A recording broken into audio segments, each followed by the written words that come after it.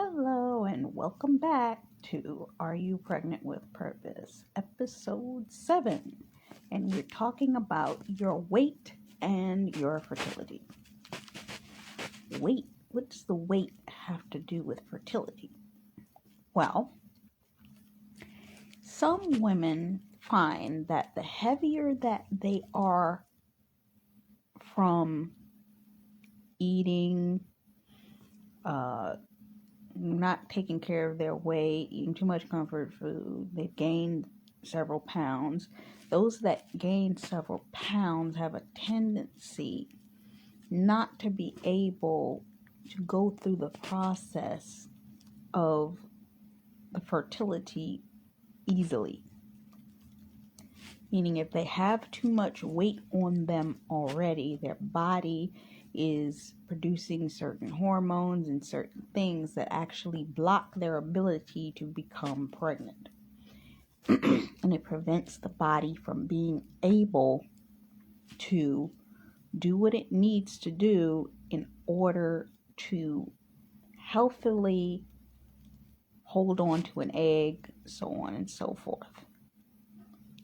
So you run into situations and scenarios where they are unable to conceive.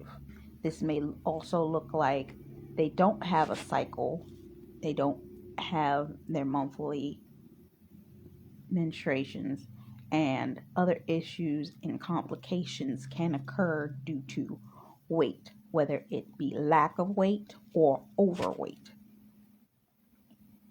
Meaning if your weight is too low, you may have a problem conceiving.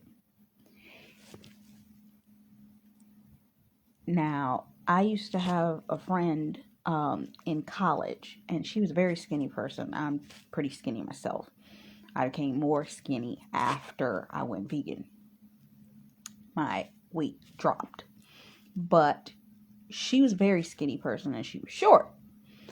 And when she became pregnant, what happened was her body was doing the reverse effect on her. It was almost overcompensating the desire for food with her own fatty cells. So as she tried to eat when she was going through her early phases of her pregnancy, her body was losing more weight than it was gaining because she wasn't eating at the pace enough that her body would retain the weight throughout her pregnancy. So she actually looked more sickly than she did pregnant.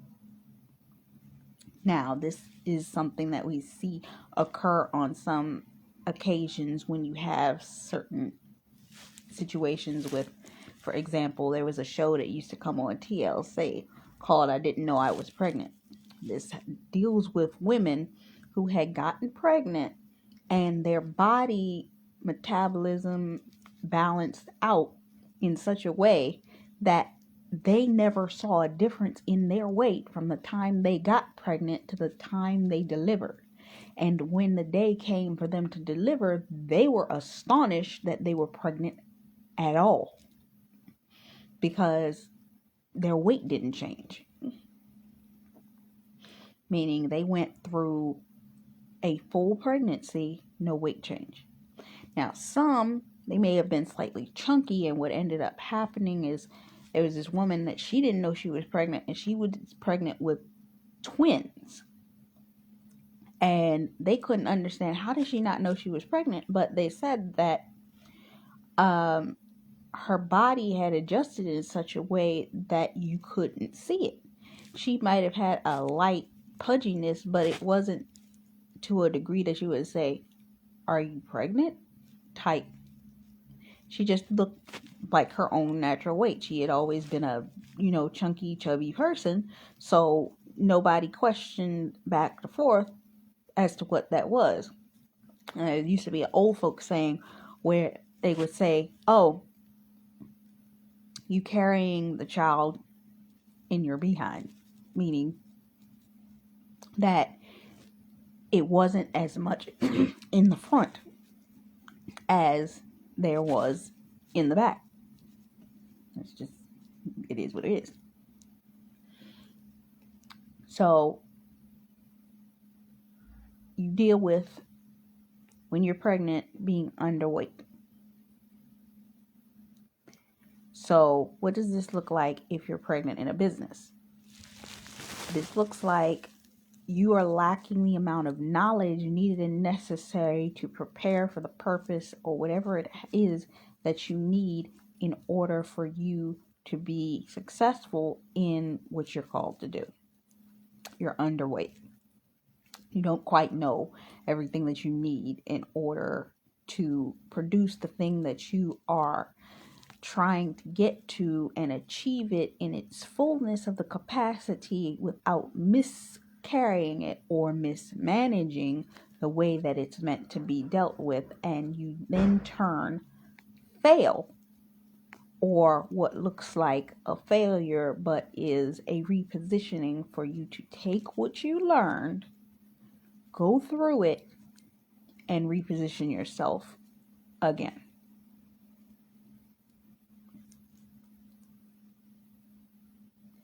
Now, a lot of people, they go through a failure, they abort, they don't want to go back into that thing. They go into a essence of scarcity in the infancy of the process in which they were seeking to do, and their body wasn't strong enough to carry it.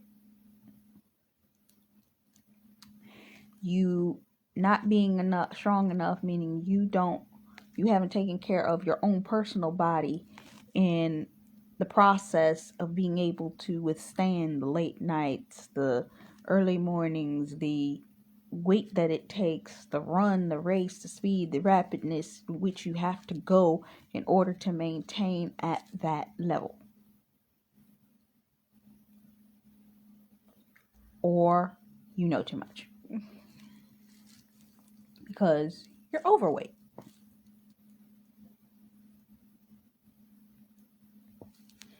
Perfect example, my first book. When I first started writing my first book, it was too long. It was over 500 pages. When I started the book, it came out to about 150, 165 pages. But because I like to add things, I like to give reference, I like to make sure that I'm thorough about it, I like to give my biblical reference, I love to give this reference and that reference, and just make sure everything is laid out in a way. By the time I finished that book, it was about 500 and some odd pages. Too much knowledge.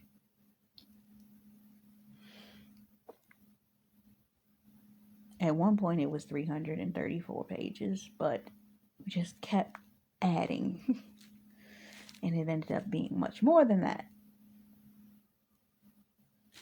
Because I was trying to put the wealth of knowledge I had into that book, and it was overweight.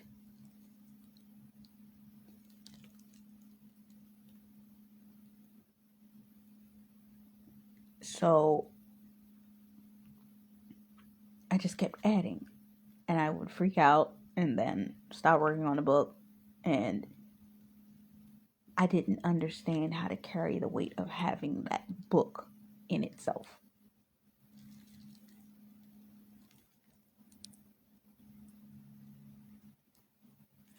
So what do you do to change that element? You start to feed yourself and eat well, change your diet, change your exercise patterns in order to carry the child. What are you doing? What does your career call for? What are you trying to develop? In you trying to develop said thing, what does that look like? How do you grow that thing? What does it appear to be? Meaning, does the thing that you're trying to grow look like you doing keynote speeches somewhere? Meaning you got a book, you're doing keynote speeches, you got an album, you're doing a press tour, you got uh, what? You got a podcast, you're doing podcast or through other podcasts, what does that look like now? All of those things have different levels of strenuousness on the body that will determine how you would have to carry yourself. A person that's doing a press tour for an album, they got to travel here, there, left, right, radio junkets here and there, and be in certain places at certain times.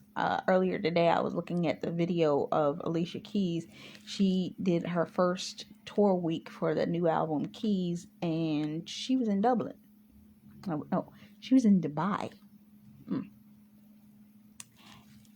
But do you know what it takes to be able to have the physical fortitude to be able to travel from one economic climate, well, not economic climate, but physical weather climate to another physical weather climate, and the effect that it will have on said body to prevent yourself from getting sick? How are you using your immune system to boost your immune system in order for you to make sure that you're in the right standing?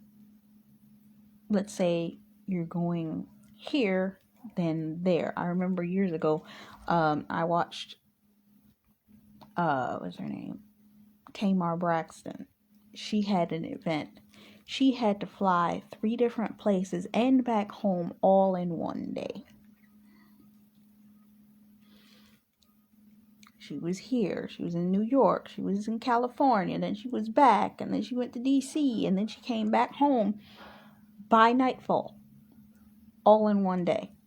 You know how much tenacity your body has to have in it to be able to retain that amount of physical fortitude, meaning you have to be good at exercising, because even if your body can handle at stasis, meaning it can handle you operating at that pace, it still needs to be able to handle physically the climates of different places, because sometimes you can go someplace and it'll be cold where you're at and hot where you're going. And then you have to go from that climate to another climate to another climate. Some people are taking trains, buses, whatever format of transportation, and you can get sick. I remember years ago, I saw an interview with Tyra Banks had Beyonce on one of her shows, and Beyonce was saying she was in the middle of promoting her album for Sasha Fierce, and they had a road tour, but the issue was she got sick during the road tour. She said she was in and out of the bathroom the whole time they were on the bus headed to the next location, all night long. She couldn't keep nothing on her stomach. Either way, it was a mess. She said it was an absolute mess. And by the time she reached her for the interview, she hadn't eaten nothing. And she's like, I can't eat. I can't do anything. But then she said that she had a show. She had to do a show immediately after getting off the tour bus that night. And she did it. She managed to get herself together to be able to get on stage and do a show. People do not know what these performers go through.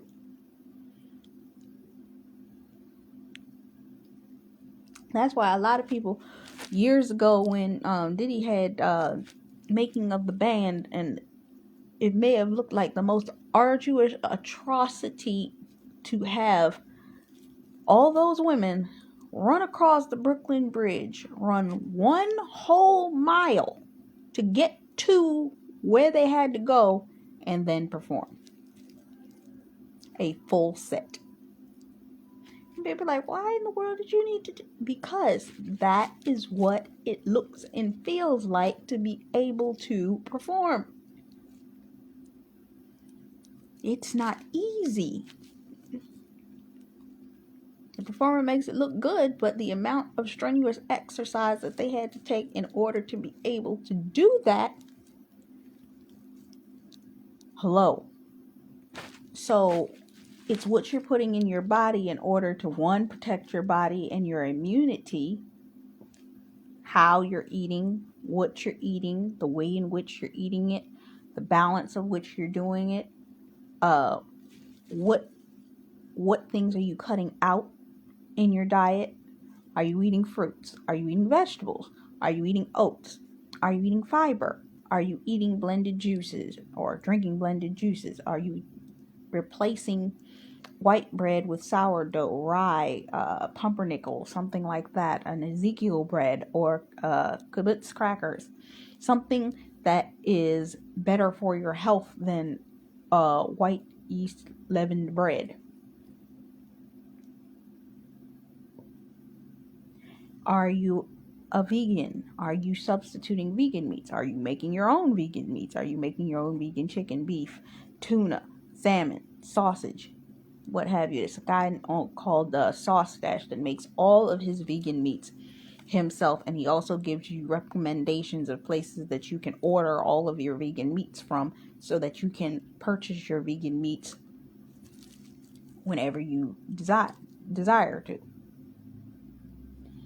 Are you eating beets, vegan cheeses, cucumbers, avocado for your guacamole if you eat that? Getting the right things also included with your vitamins. Your body will crave certain things that if you don't understand it, you'll be wondering why you're having certain cravings. Potato chips, sodas, this or the other thing. And you'll be wondering, why am I feeling like I want this? Because of the fact that you have a craving.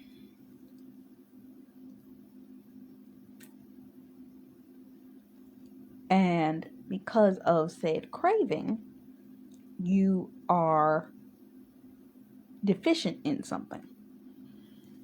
You can literally go online at any point in time and look up whatever you are craving and seek to find out what that deficiency is in relation to that craving. So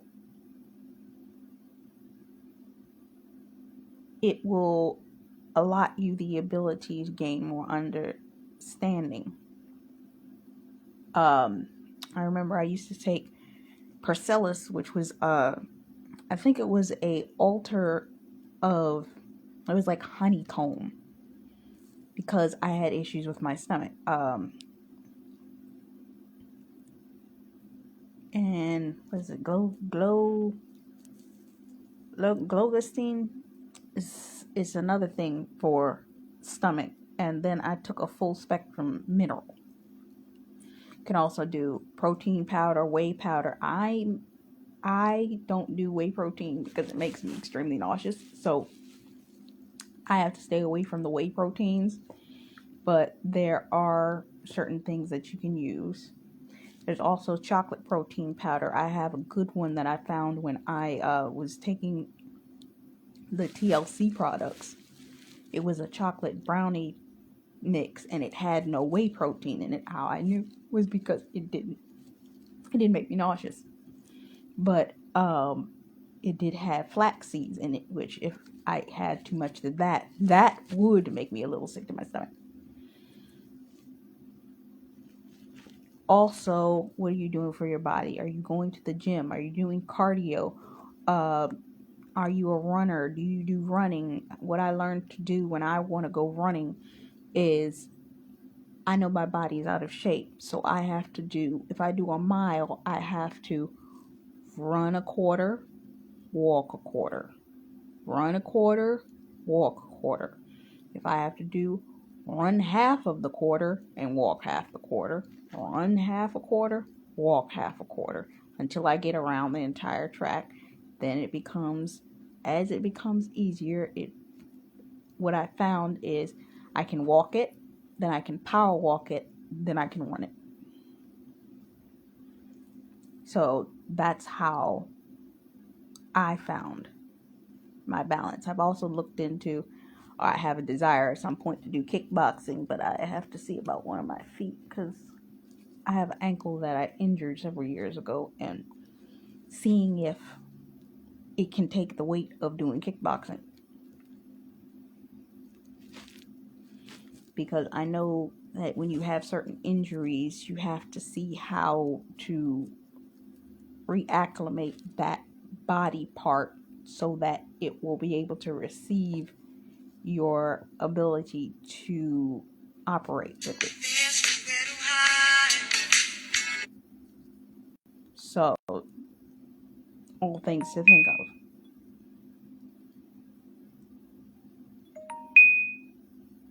What are you doing to do right by your body and to make the proper changes so that you may be able to carry the weight of what it is you're desiring to birth?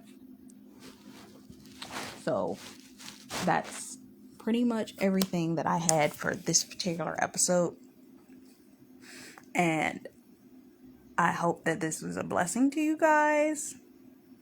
And think about these things, because these are all things that we all need to look into and think about when we are making attempts to develop a business, a brand, something for other people's consumption. This is Taj McCameron. If you want to find anything else new from me, check out Steam to Live the Dream. Check out the podcast link in the bio under Spotify, Anchor.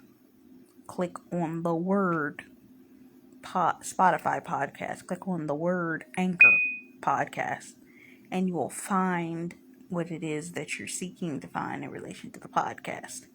I just posted a new episode not too long before I did this broadcast, but I hope that this blessed you and you were able to get something from it. So until next time, this is Taj McCameron from Steam to Live the Dream. Much love, faith, peace, and blessings. Bye-bye.